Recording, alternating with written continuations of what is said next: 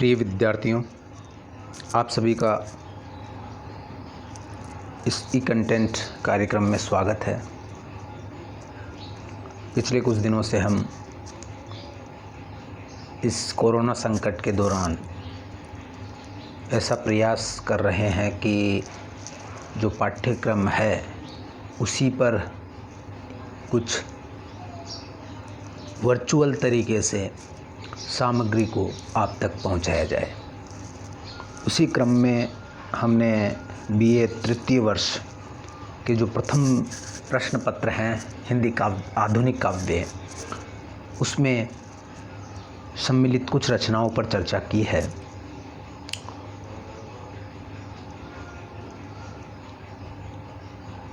पिछले कुछ दिनों से हम जयशंकर प्रसाद को केंद्र बना करके उनकी कुछ रचनाओं पर बातचीत कर रहे हैं। आंसू के हमने कुछ छंदों का भावार्थ समझने की कोशिश की है।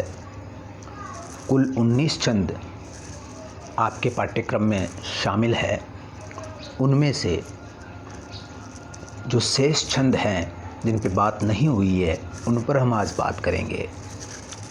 मैं हरिराम भारती, सहायक आचार्य, राजकीय महाविद्यालय मांगरोल में कार्यरत हूँ और आप सबका आज की इस बातचीत में स्वागत करता हूँ।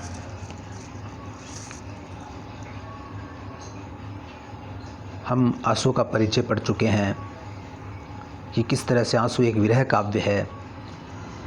इसको स्मृतिजन्य जो वेदना है उसका इसमें, प्रियतम की स्मृति से उत्पन्न जो वेदना है उसका इसमें बड़ा ही मार्मिक और बड़ा ही सूक्ष्म वर्णन हुआ है।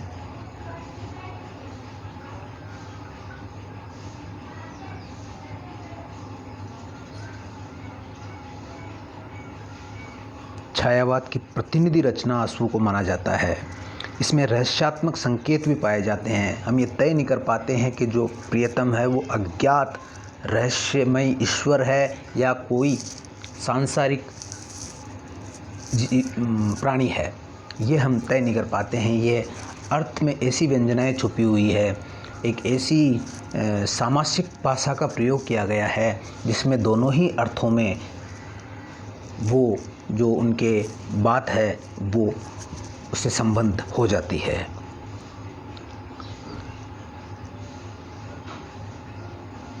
कवि की इसमें आत्मानुभूति है। कवि ने सीधे ही अपने प्रियतम के प्रति अपनी मन की भावनाओं को व्यक्त किया है। इसमें बीच में किसी अप्रस्तुत विधान या उसको कहें कि आलंबन का प्रयोग उन्होंने नहीं किया है।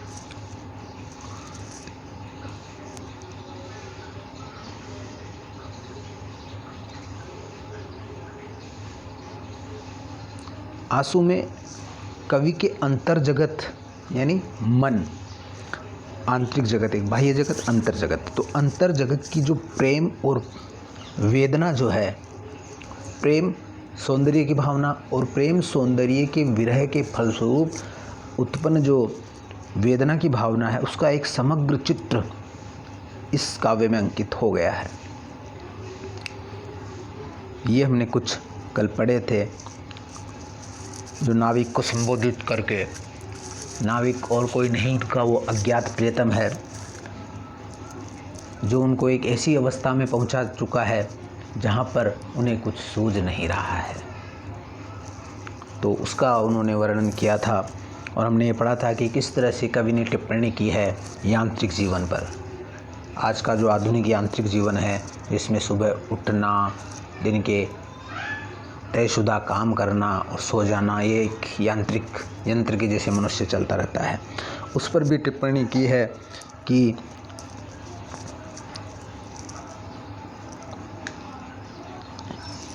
ऐसी क्या चीज़ है जिससे कि जीवन में संजीदापन आए, सजीवता आए। ऐसी कौन सी ज्योति है जो इस अंधकार का जो सफ़र है इसको ज्योतिर्मय बना सके।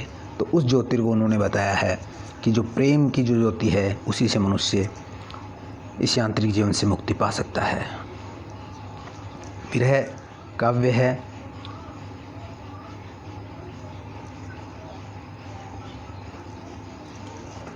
अब हम बात करें अगले कुछ छंदों की जो हमारे पाठ्यक्रम में सम्मिलित है। तो हम शुरुआत करते हैं, एक बार इसका पाठ कर लेते हैं, फिर बाद में हम इस पर बातचीत करेंगे। है चंद्र हृदय में बैठा उस शीतल किरण सहारे, सौंदर्य सुधा बलिहारी, चुगता चकोर अंगारे। बलने का संबल लेकर दीपक पतंग से मिलता, जलने की दीन दशा में फूल सदृश हो खिलता। इस गगन युथिका वन में तारे जूही से खिलते, शीतदल से शशि तुम क्यों उनमें जाकर हो मिलते।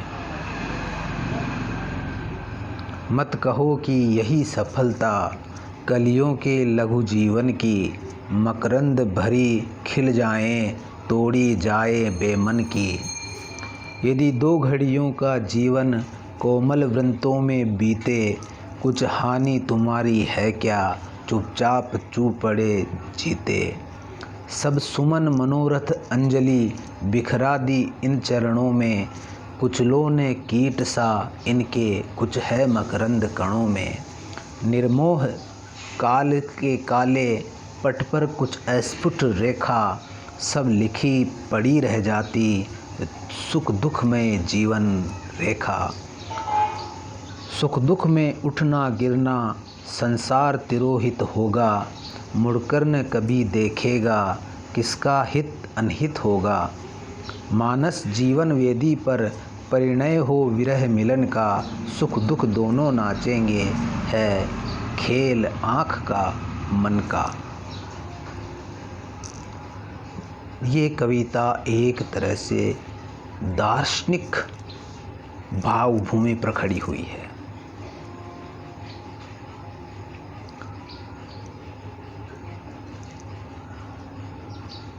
कवि ने प्रियतम की विरह में, उसकी स्मृति में जीवन को रख कर के देखा है और वह कहता है चंद्र हृदय में बैठा उस शीतल किरण सहारे, सौंदर्य सुधा बलिहारी, चुगता चकोर अंगारे।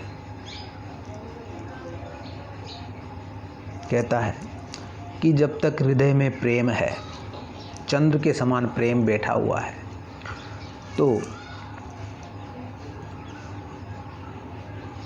या यूँ कह सकते हैं कि हृदय रूपी आकाश में चंद्रमा रूपी प्रियतम की स्मृतियाँ यादें भरी हुई है चंद्र हृदय में बैठा। चंद्र का गुण है शीतलता।